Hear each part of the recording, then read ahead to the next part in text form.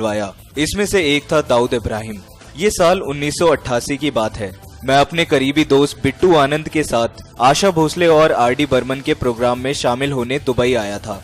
दाऊद का एक आदमी हमेशा एयरपोर्ट पर रहता था। जब मैं वहाँ से जा रहा था तभी एक अजनबी मेरे पास आया।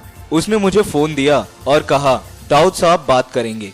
जाहिर है ये 1993 के मुंबई ब्लास्ट से पहले की घटना थी और उस वक्त मैं दाऊद को भगौड़ा नहीं समझता था। तब तक वो महाराष्ट्र के लोगों का दुश्मन भी नहीं था, या कम से कम मुझे ऐसा लगता था। दाऊद ने मेरा स्वागत किया और कहा, किसी भी चीज की जरूरत हो तो बस मुझे बता दें। उसने मुझे अपने घर भी बुलाया।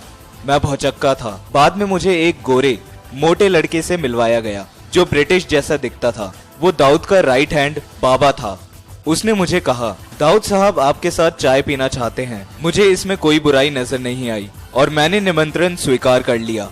उस शाम मुझे और बिट्टू को हमारे होटल से एक चमकती हुई रोल्स रॉयस में ले जाया गया। रास्ते में हमें एहसास हुआ कि हमारी कार सर्कल में जा रही है, इसलिए मैं उसके घर की सही लोकेशन नहीं बता सकता। दाऊद सफेद रंग की शानदार इटालियन ड्रेस में आया और उसने गर्मजोशी के साथ हमारा स्वागत किया। उसने माफी मांगने के अंदाज में कहा, मैंने आपको चाय के लिए इसलिए बुलाया क्योंकि मैं शराब नहीं पीता। फिर हमारा चाय बिस्किट सेशन तकरीबन 4 घंटे तक चला। उसने बहुत सी चीजों के बारे में बात की, अपनी कुछ आपराधिक गतिविधियों के बारे में भी, जिनके लिए उसे कोई पछतावा नहीं था। उसने कहा, मैंने छोटी मोटी चोरियां की हैं, लेकिन कभी किसी को जान से नहीं मारा। हालांकि मैंने किसी को मरवाया जरूर है। दाऊद ने बताया कि उसने मुंबई में किसी को झूठ बोलने की वजह से गोली मरवाई।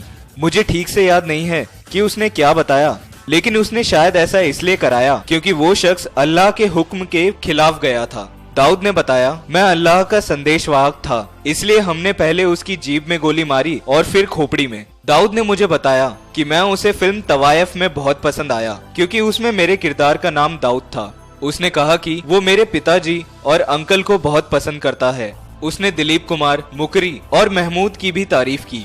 दाऊद के घर जाते वक्त मैं काफी घबराया हुआ था, लेकिन शाम बीतते बीतते मेरी घबराहट कम हो गई थी। इन 4 घंटों में हमने कई कप चाय पी। उसने मुझसे फिर से पूछा कि मुझे किसी चीज की जरूरत तो नहीं है। उसके शब्द थे, आपको कितने भी पैसों की जरूरत हो, किसी भी चीज की जरूरत हो तो आप मुझसे कह सकते हैं। मैंने उसका शुक्रिया अदा किया और कहा कि हमारे पास सब कुछ है। इस मुलाकात के बाद ऋषि ने